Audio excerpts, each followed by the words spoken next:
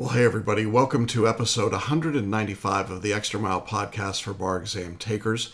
This is your host, Jackson Mummy. Glad to have you with us to talk about all things bar exam related. If this is your first time on the podcast, welcome.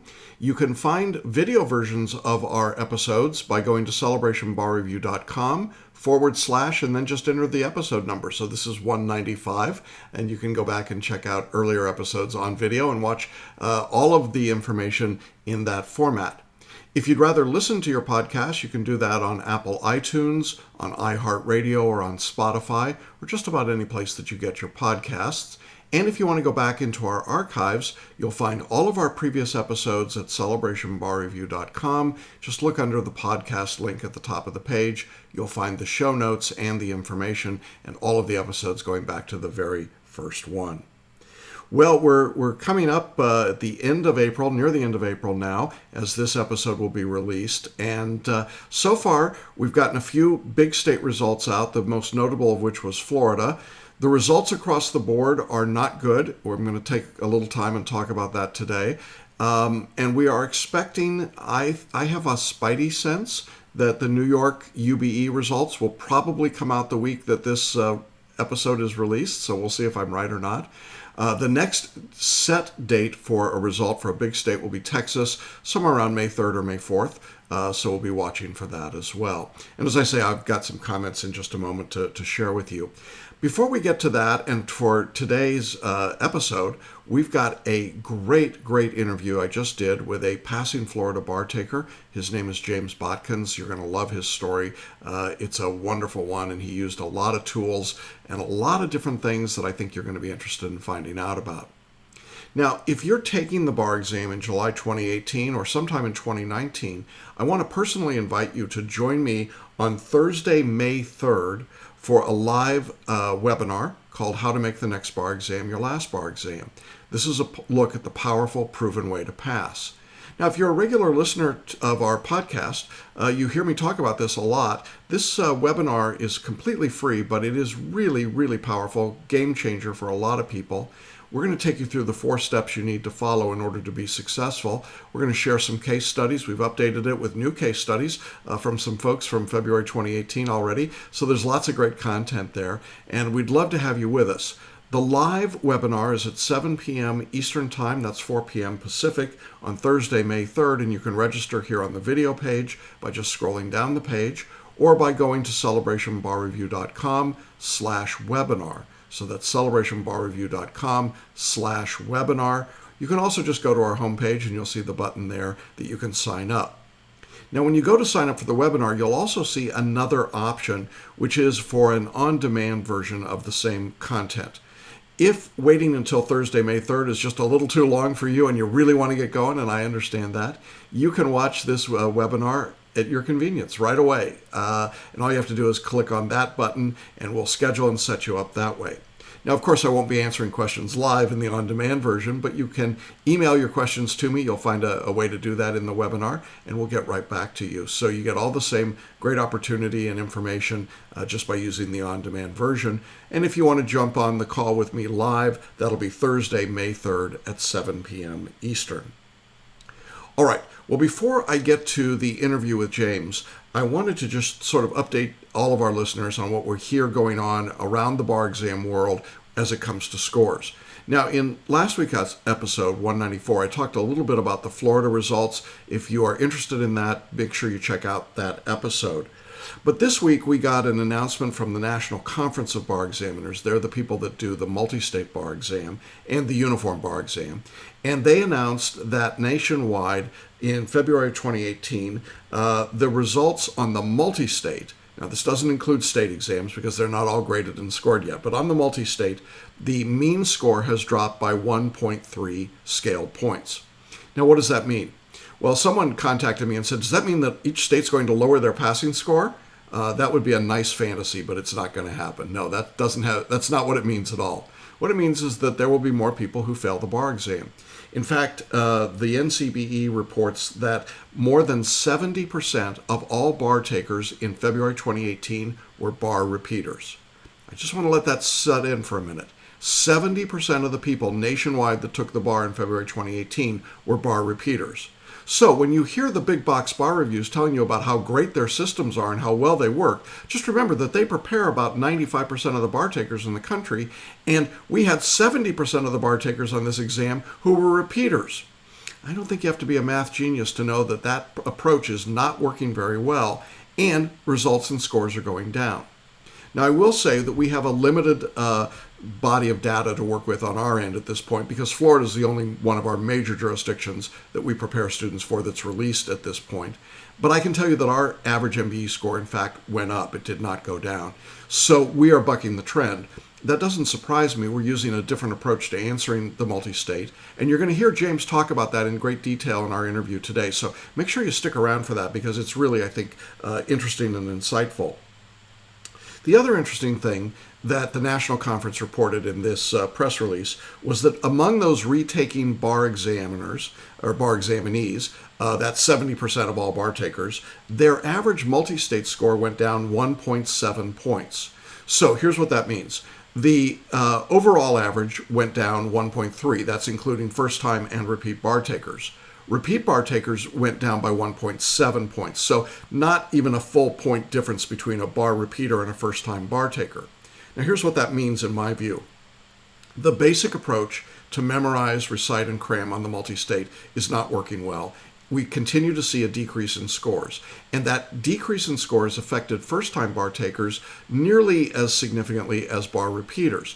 So it's not as though we've got some really brilliant first-time takers and they're killing the multi-state, and it's the bar repeaters that are bringing the scores down. Didn't work that way. A 0.4 of a point scale difference is a very, very small difference. I would say almost statistically insignificant. So when you hear the discussion that says, oh, everybody's getting stupider and it's all those bar repeaters that are bringing the score down, yeah, no, that isn't what's happening. What's happening is that the test is continuing to stay relatively steady, but the preparation style continues to miss the mark. It just isn't what people need in order to be successful. And I keep hammering away at this because it's just so obvious that if you're doing the same thing over and over again and getting the same result and it's not a good result, something's wrong.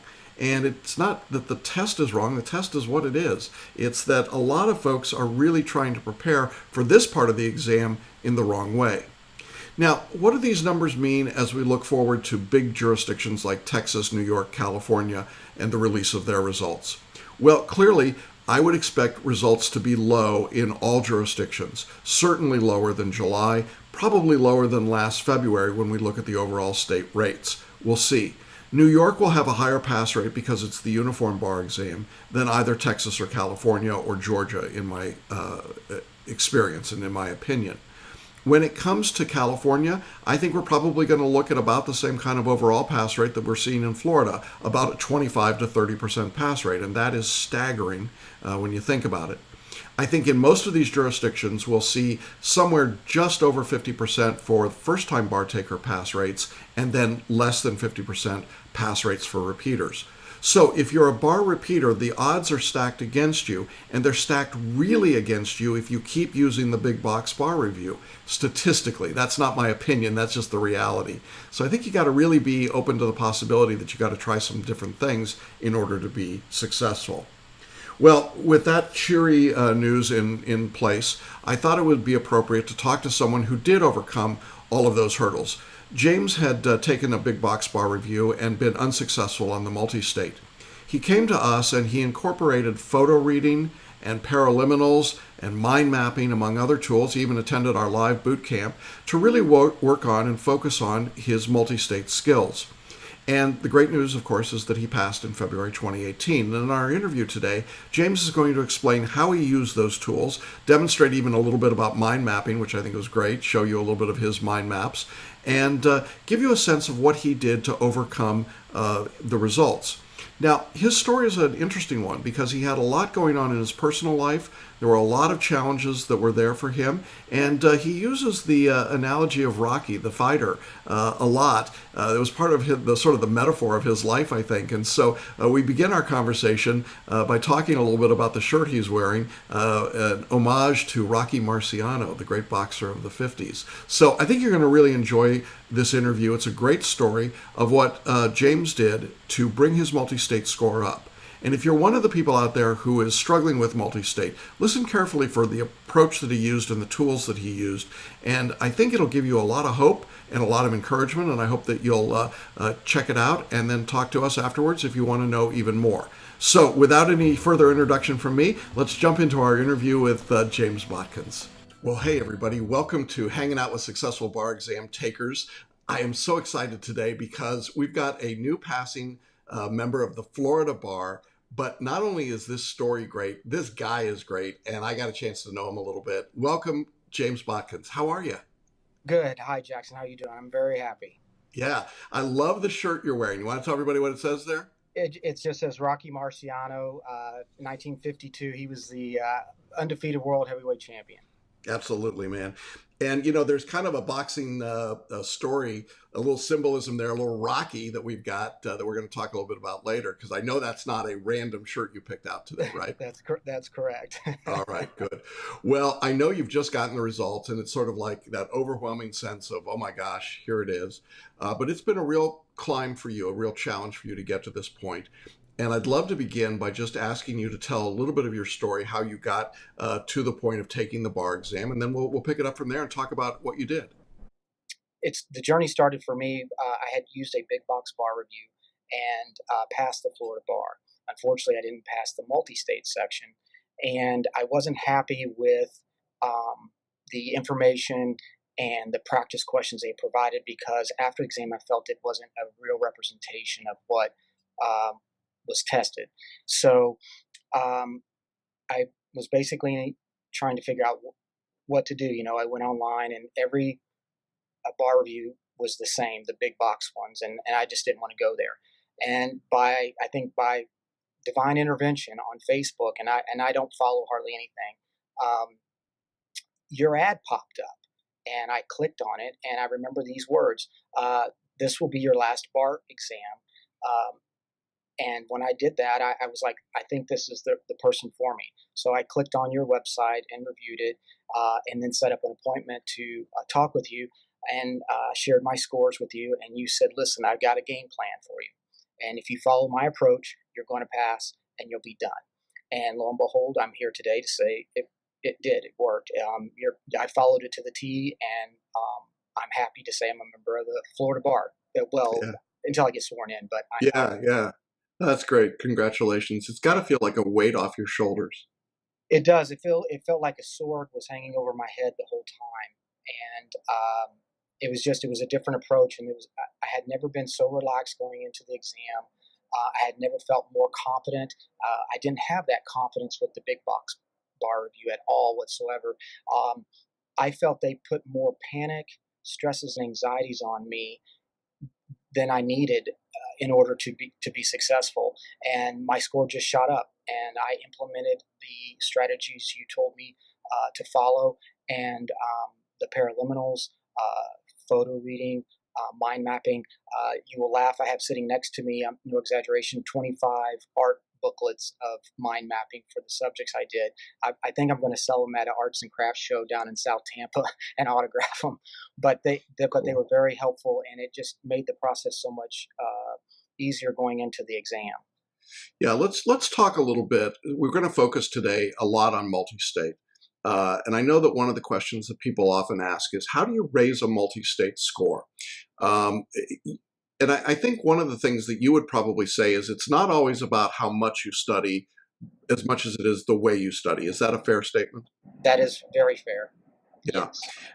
And you took a very different approach with us than the traditional big box approach. When you did the big box, could you describe what that process was like for you? Oh, yes. It was very long lectures that lasted about a week. And then the questions, they were so adamant that you do almost 2,500 practice questions. And it was very overwhelming when you're doing both the state and the multi state. And it was just, and memorization, that's what they kept preaching, and the elements and all those things. And I just felt that I was spending so much time, uh, you know, with that and outlining, that was the other thing. And I even did note cards. I remember when I spoke with you, throw them away. And I must have had thousands of note cards, and none of it just didn't work. And so I just felt that I didn't feel the same, um, or like they cared, or that they were genuine in what they were trying to do. I just felt like it was the same repetitive statements. Just keep doing it, keep plugging away, keep memorizing, put in 14 hours a day. You'll get there. It'll all come together. And when it didn't, when I did the practice tests and so forth, I felt like, okay, I feel like I'm not getting something here, or what am I doing wrong? And then after I got my results, that was my instinct. I was like, it was a disservice. I was very Yeah. disappointed in them. And you're a really smart guy. This is not the first advanced education you've done in your life, right? No, not at all. Worked in a law firm while studying for the exam, and I know that my employer was very accommodating and working with me and so forth, and knew how important it was to me. So I was very grateful for that. But working in a law firm, especially in Florida, helped me tremendously with the Florida portion of the exam. I just had my difficulties with the multi-state because of the methodology in which the tools they provided and how to take the exam. And I can honestly say that I was trying to really strong arm the test. I was trying to go through and read and go, okay, here are the elements, okay, here, and then narrow it down to two answers, and having no luck. And I couldn't figure it out. I'm like, I've memorized everything. I don't know what's going on. When I do Florida, I do fine. And I passed that with flying colors. That was Yeah. no difficulty at all. Yeah. So let's talk a little bit about the strategy that we used, that we employed with you. It really had several different components to it.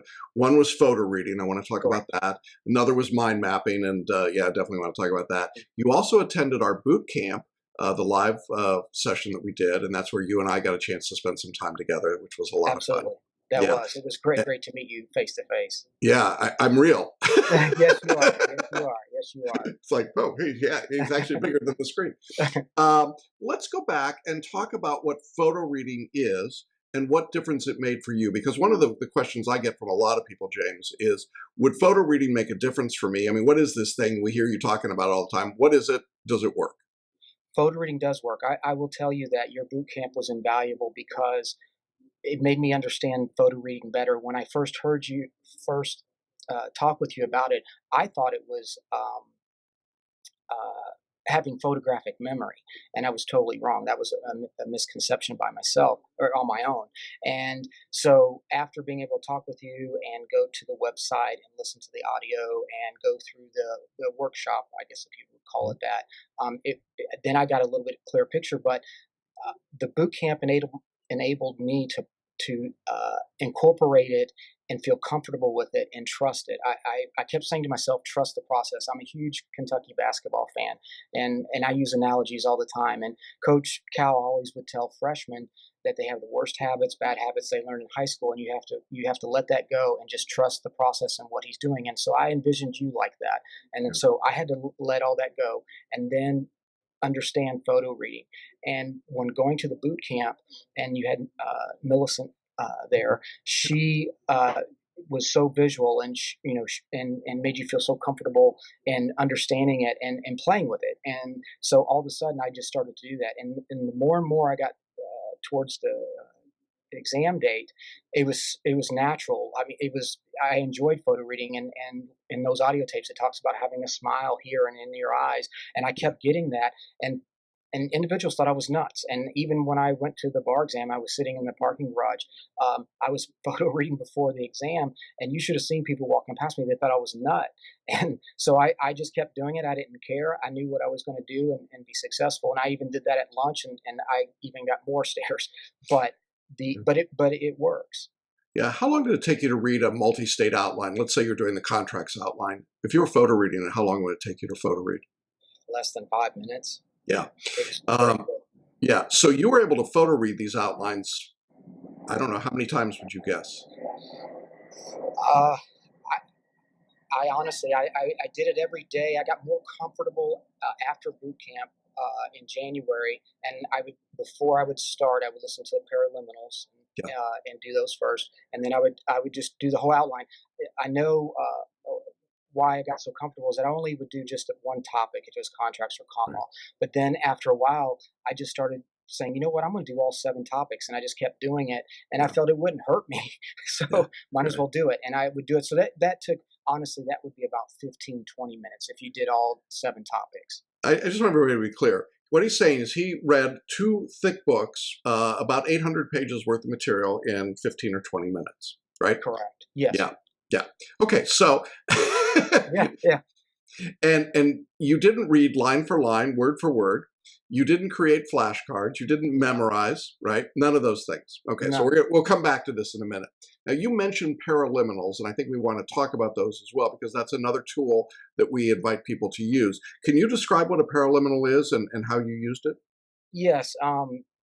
It's an audio device of online. You can listen to it in MP3. You have to forgive me. I'm not very tech savvy, but it allows you to. It puts you in a frame of mind. It gets you into a relaxed state, so you can study and kind of block out the noise and the drama before studying. And I would do those before studying as well as going to bed. And there's various titles of CDs they have online Mhm. that are conducive to incorporate and implement into studying, and they're just very good. And it the thing that you have to do is break yourself of dreading to do photo reading or the paraliminals and think of it as added work. It's not added work. It's beneficial. It's Yeah. just part of the process. And if you do that, then it makes the studying. I hate to say this, it's more fun because then you start to see the results and you get it. You're it's starting to click. Yeah. And the paraliminal takes about anywhere from 15 to 30 minutes, right, to listen to. Yes, yes, and usually I just whatever paraliminals you had recommended that, or other students in the course that highly recommend. I just went on there and of course purchased them, or they Mhm. have various things that Celebration Yeah. would provide to a student. Yeah. So you listen to the paraliminal, then you photo read, Yes, then you created a mind map. Now, I'm correct. just going to ask, do you happen to have any of those mind maps handy? Yeah, yes, I do. I All actually, right, oh, look at that. yeah, Holy moly. yeah. Look at that. I think I bought everything from Yeah. Staples, and Oh, wow. Look so at this, these. folks. Yes, this is just one booklet now, and I'm not exaggerating. I have one banker's box full of all 7 topics Wow. for the questions. Okay, so what was the purpose of the mind map? What were you trying to do with those? It was to activate um, the photo reading as well as the practice questions. Hmm. It was similar to journaling when you made a mistake, and Hmm. so the mind mapping helped. Um, like a tree. It was, you started with the base of the tree, and then it went into the limbs and then to the branches. And then you would go through the questions, and if there was a various topic that's tested, you would go into that. Like in con law, say due process, and you would put due process, and then you would go through the various branches that would grow from due process. And so it basically reinforced the material that if you got it right, and then if you got it wrong, it would start to allow you to get an understanding of it as you began to put it together, and you could incorporate that into the map. So, what was the difference between this approach of mind mapping, which was visual, and a linear system of just pure note taking? Because you've done plenty of linear note taking in the past. Absolutely. It was more of conscious versus non-conscious. That Mhm. my non-conscious brain, I could retrieve that material better than my conscious brain, because I'm trying to focus everything here, and I'm trying to recall it, and then I get aggravated if I can't remember. Versus the other way, when I would do that, I could read a question and I could visualize it in my mind, the branch and the terms, and all of a sudden I could get to the answer immediately. So that was the difference. And I didn't feel stressed. I felt Yeah. relaxed. And I never felt I didn't know enough. I felt that the tools that I had were sufficient to get to answer a Yeah. question. And I So, didn't how worry. right, which is a big deal. I mean, worry Yeah. is a big thing. Um, how long would it take you to do an initial mind map on a subject? Because I'm sure people are going to look at those mind maps and go, "Oh my gosh, it must take thousands of hours to create those." No, within your syllabus, you were very adamant to be sure to do everything in the 3 hour time Yeah. allotted. I will say when I first started, and you saw me at boot camp. Right. I may have gone over that 3 hour, maybe did 4.5 hours, only because when doing the mind map, it was not so much trying to memorize. It was that I was trying to be very neat and trying to keep it organized. And then once I got good at it, then the times got within the allocated time. So at first you might do a little bit more, but it's okay because you're learning. So Yeah. then as you start getting more deeper into the questions, as you get past 30, 60, and 90, then it's speeding up because you've already done the map in that particular region. You can just start adding to it. So that's the only thing. I swear I did go over a little bit at first, but after that I stayed within the confines of what you said to do. Yeah.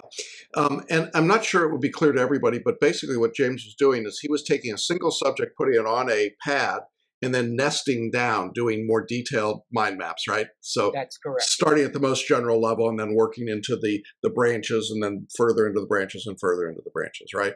Yes, correct. Which is a really elegant solution. I was using folded pieces of paper that were folded inside each other, and then the folding became crazy. So I love your solution. It was a great way to do it. Well, thank Uh, you. and you did all these by hand. You were not a computer mind mapper. You did it all. By hand, correct. I actually, you will laugh. I went through 4 sets of colored Sharpie markers while doing that because it just, Yeah, just they you're run doing out. so much, Yeah, So, but it was, I would get strange looks, in the yeah, library and things of that nature, and thinking that I was coloring, and you see bar review materials on a table, but it was working, and it just made it fun where I was seeing results. That was the whole thing, yeah, versus before. yeah. Now, when it came time to actually answer questions, I think this is one of the things that people often ask me about. We teach a different methodology called an intuitive method for answering questions. Can you describe your process of answering an MBE question? Yes. Basically, I would read the question carefully, and then go and read all 4 answers, and then just pick the answer. Whatever I What do you felt. mean? Just pick the answer? I mean, didn't you sit there and labor over it and figure out wrong N- answers? Not No? at all. I just, as soon as I knew it, I just did it, and that was Right, it. right. And did you go back and review it a bunch of times later? No, No. No. I would do it, move on, and didn't look at it, and never changed an answer. Okay. Now we'll come back to that in a minute. How long did it take you to do 100 MBE questions on the exam? On the exam, I did. It was 2 hours and 30 minutes exactly. 2 hours and 30 minutes in the morning, 2 hours and 30 minutes in the afternoon. And that's accurate, because I will tell you that when I walked out of that exam, someone had asked me, "When do the results come out?" And I said, "I have no idea," because when you stay the full 3 hours, you have to wait until they pick up everything, and then they Right. tell you how many sat for it, when the results may come out, and all the kind of stuff. And I had no clue, and I'm honest, it was about a week before I found out when they would actually come out. Right. So, which has got its own sort of irony. But the Yes, beauty part of this is you're able to do these questions. A lot of people can't get 100 questions done in 3 hours because they're grinding through them, they're analyzing them, they're hyper analyzing, they're trying to remember the mnemonics, they're trying to remember the songs for the mnemonics, they're trying to eliminate wrong answers. But you didn't do any of that. You read the no, problem, then you let your non conscious brain, the mind maps, the photo reading, all of that work. If you saw the right answer for you just marked it. What if you correct. didn't see the right answer? What did you do at that point? If there's nothing jumped out at you immediately, what did you do? Because of the having or doing the photo reading technique, I would read it one more time, Hmm. and then go back and just pick. I would just guess, and left it at that. And you passed, didn't you? Yes, I did. Yeah. Absolutely. Yeah. See, there are people that go, "Oh, you can't pass the bar exam if you're guessing." Uh, you know, Exhibit A, James Botkins. So that part definitely is different. Uh, Completely different approach to taking the exam than what you had before. Now, you mentioned our boot camp, and I want to talk a little bit about that. We brought students into Celebration for 2 days of live training. You mentioned Millicent St. Clair. She was my co-teacher from Learning Strategies. She is a featured TED Talk Hmm. speaker. She Yes, is probably the best or one of the best photo reading instructors in the world. And absolutely. she and I team taught for 2 days in a small environment. We're doing that again this coming June, and I think it's going to be a regular deal. I know we'll have some people that'll say, "Gee, I wonder if this boot camp would be worth it for me." What was your assessment when you were done? It's very well worth it. I will tell you that I was reluctant when I received notification from you about it because I had I was doing it just myself online, Right. I said to myself, you know what? I'm going to go. I need this, and I said I'm just going to do it. And it was the best weekend I ever had. That driving back, I was so happy of like I have a tool that is going to be so helpful to me, and it was. Yeah. And I can and I will say this is that I still use photo reading right now, even though I took the bar. I had Yeah. like 4 books that I wanted to read, and I did that, and it's just a different mindset. I have a new habit now in using Yeah. all those techniques. So you can use it in everyday life, just not the test. Yeah, absolutely. So in boot camp, we taught photo reading, and then we taught mind mapping. So you did some mind maps while you were at boot camp, right? Yes, And then we yes, had you practice on some MBE questions, so you got that opportunity as well. So yes. you actually left boot camp having photo read some subjects, done some mind maps, done some questions. That was pretty intense work, wasn't it, for a couple of days? Yeah, I will say I was exhausted. I mean, day 2 felt like the bar exam, Yeah, going on the second day, but I knew that this was important. I knew it was yeah, very important yeah, to uh, take the techniques and get a better understanding of the photo reading and using it in the way that Millicent had talked about, and it was yeah, working. yeah.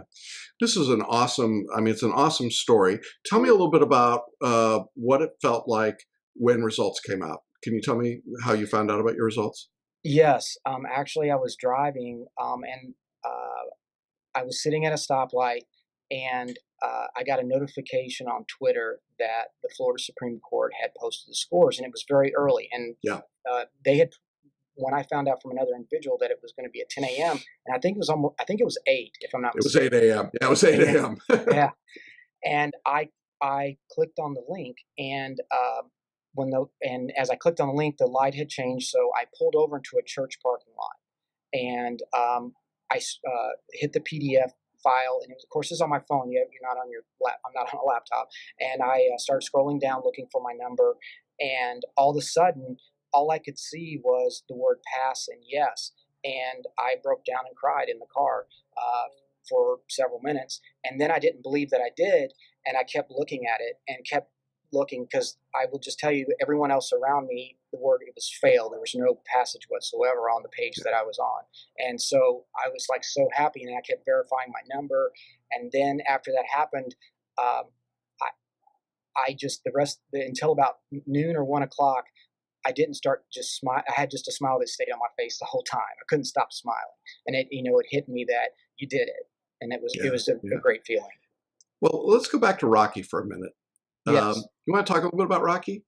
Yeah, there's a great scene in Rocky in where, of course, Rocky's the underdog, and his goal was to go the distance. And if he could go the distance with him, then he would get the respect of his peers. And so there at the very end, that's a great clim- climax scene in where he says, "Yo, Adrian, I did it." And so when I went to the Celebration Bar Review Facebook group, I found a GIF of that and I posted it and I tagged you in it that I had Yeah, passed the MBE. yeah, yeah. And I had put up a GIF earlier of Burgess Meredith, Rocky's corner man, saying, "You can do it, Rock." So we did have great faith in you and great belief in you. You worked so hard, and I know that like everyone else, there's hard parts of this journey. You had to deal with some personal issues, some family issues, some things that were going on in your life. It wasn't like you could just put life on hold while you studied for the bar, right? Yes, correct. My girlfriend was very, very supportive, best girlfriend ever, as it related to bar studies. And she and I had spoke prior to taking your course, and I had told her about you and everything. And she said, "Man, he sounds like he's the best, and you should go with him and do it. And I know you'll be successful." So we had our game plan. You have a video on your website about informing spouses Yeah. about what the journey is going to be like. So she was 100%, and she's a school teacher, and she was teacher of the year not too long ago. Teaches Wow. honors world history, and to prepare students for college. So I had her in my corner, so it was great. And my parents, they were in my Mhm. corner as well too. So as I begin the process with Celebration Bar Review, I'm a month into it, and unfortunately, her mother had melanoma cancer, and Mhm. so it was treated, and it had gone into remission, and everything looked very well for her. So then, about a month later, 2 months now into the studies, um, there was a concern that they saw something on her brain that dealt with three specks, but they felt, hey, you're probably okay. Don't worry about it, and that it would that they would look into it. So then they go and they find out that it's on her brain, and so they were going to do radiation and treat it, and said that they had very high success rates in doing that type of treatment. So I would eat with her and have motivational talks, and she was motivating me to, and about I'm going Mhm. to make it, and those kinds of things. And so she's a month into it and so forth. And about in mid June, unfortunately, she had to have emergency brain surgery because the lesions started to bleed. And so as a result, she had to have that surgery to relieve the bleeding. And they didn't know what was going to happen because the brain is very unique. They're still trying to understand it and figure it out and those types of things. And in any event, they wanted to see how she was going to improve the next couple of weeks. So when we got into July and I was past the deferral timeline, and it was now at this point there was nothing he could do for that. It had just taken over her body. Is that she was going to have to just rest comfortably at home, and pass away. And unfortunately, she did on July 17th. Mhm. And so with having that going on, and having text messages every day while studying to keep me notified of her status. And some days were better. Some days she was doing better and getting better, and then other days she'd have bad days. So I had that on my mind, and then I had this, and so I felt I was just torn because I felt bad and guilty that I'm studying, and then I can't be there as much. But what to do? And I know that. When we spoke, you had told me various students had lost children because of cancer and took the test Yeah. and passed. Others had postponed it, Yeah. and and took it later. And so I went in there, and I was like, I got to do this, and I took it, and I was short 133. So, um, but that didn't discourage me, and I was like, I'll just come back and do it again. And I will say, going into that test, I didn't sleep the night before, and it had nothing to do with trying to memorize or do anything Yeah. different than your course. But I was so excited that I had such big results with Yeah. your course that I just was exhausted that morning, but then felt totally comfortable in the afternoon. So that's what I had my circumstances. Yeah, and you build on that. And I wanted you to tell that story because I think sometimes people think it's a straight linear shot that, everything goes well, everything's perfect, it all comes together.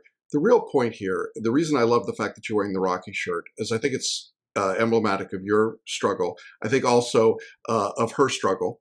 And we don't do this stuff in a vacuum. We don't study in a vacuum. We don't take the test in a vacuum. And it is, we have to respond to the circumstances and the challenges that we face. And you can let those challenges overwhelm you and beat you down.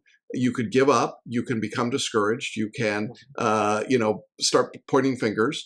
But that wasn't you at all, James. You got right back in and said, you know what? I know what happened. I know why I didn't get those last 3 points, and I know how to get them this time. And then we build on that with the tools that we've been talking about: photo reading, mind mapping, and the boot camp, and paraliminals, and so on. And it was very clear to me that you were going to pass this time, and you did. And I think that that's a real tribute to your perseverance and to your just the quality of person that you are. I also think that probably is indicative of the kind of lawyer you're going to be. I love lawyers that are fighters. I love the ones that are willing to, get in there and throw a punch and take a punch. And I think that's going to be the kind of member of the bar that you are. So I'm very, very proud of you. I Oh, know you thank know you. that, but I want to say that publicly. I'm pleased whenever any of our students pass. I'm pleased, but there's some that you're just really rooting for because you know that the backstory is so compelling, and your backstory really is compelling. And I know that you threw yourself into this with everything you had. And gosh, how does it feel when you realize that moment? It's all come together. It was a great feeling. I will tell you, everything you said, it came together that day when I went in and took it. I mean, I'm sure if you would see in the emails I sent, I told you I passed, Yeah, you and did. I knew I did, You did. and That was an easy prediction. yeah, He I says he just knew it. passed. He passed. Yeah. Yeah, and I knew it, and I never had any negative thought from when I took it up till then, and I couldn't remember anything afterwards. Everything that you said that emotionally that you would go through, I did, and but what I did was just trust the process of your course and allow that to happen and not fight it. Let it just happen, and you will get there. And also with the situation with my girlfriend is that the way I kept my mind in staying in the groove in taking the exam was is that what if you're a lawyer, you have those same issues too all the time. There's Yeah. plenty of lawyers out there who've had issues with their family or a child or a spouse, and so how are you going to deal with it? So I took it that way. It's like, look, you have to be strong here. You have to not panic and not stress and so forth, even though that's there, but maintain it and control it. And it was the paraliminals, it was the mind mapping, it was having our weekly coaching calls, things of that nature that kept you in check and not lose sight of what you were trying to do. That's cool. Well, this conversation's gone longer than we usually do, but Oh, your story is so great, and I think the insights that you have to share are so wonderful. So thank you very much for sharing your time. no, thank you, because this is my last bar exam, and you were right the whole time. And I just wish to God I knew you before I took that other bar review. Well, I'm glad that we did get a chance to meet. I'm sorry Yes, it happened absolutely. under those circumstances, but I'm glad we got that opportunity. And I really look forward to seeing what you do with your membership in the bar. I think you're going to be a very special member of the bar. I'm looking forward to what you do and the imprint that you make here. I know you're going to stick around our Extra Mile group for our existing students in the Facebook group. Absolutely, I will. Absolutely. And be a great resource to those folks. Maybe we can get you back in for the next boot camp to talk to them. I would love to do that, and I will tell you, I'm going to hang my own shingle, so I'm just getting everything in order to do that. Cool. That is so awesome. Well, listen, James, thank you so much for being with us. Congratulations again. Go enjoy this moment, this feeling. Yo, Adrian, you did it. Absolutely, thank you so much, Jackson. I greatly appreciate you and your staff because you guys care, and like I said, it was great. Good. Well, thanks everybody for being with us. We'll be back next time for another great story and another great student. Take care, everybody. Bye-bye. Well, that's our interview today. Isn't that a great story? I mean, just incredible what he was able to accomplish and the way he did it. And I think it's a really hopeful story for lots of people. So I hope it did give you some encouragement and hope as well. Now, I just want to remind you before we sign off today that our next live webinar, How to Make the Next Bar Exam Your Last Bar Exam, will be on Thursday, May 3rd at 7 p.m. Eastern. Just scroll down on the video page to enroll or go to celebrationbarreview.com/webinar and you can claim your free seat there. We also have daily on-demand versions of that same webinar, and you'll see those when you go to that site to sign up. So if you don't want to wait till May 3rd, and I understand that, go ahead and jump on the on-demand version and get all of that information and get underway. For those of you waiting, presumably for bar results in California, Georgia, Texas, the UBE, which may include New York, may not, but certainly a lot of other jurisdictions, we wish you all good luck on the results. We hope that they're favorable. We hope that we see your name on the pass list. And if for some reason it's not there, we want you to know that there's hope. You can do this. You can overcome this hurdle. And I think stories like James are a great indication of how that can be done. So we'll talk to you all again next week along the Extra Mile. Have a great week, everybody. Thanks for being with us. Bye-bye.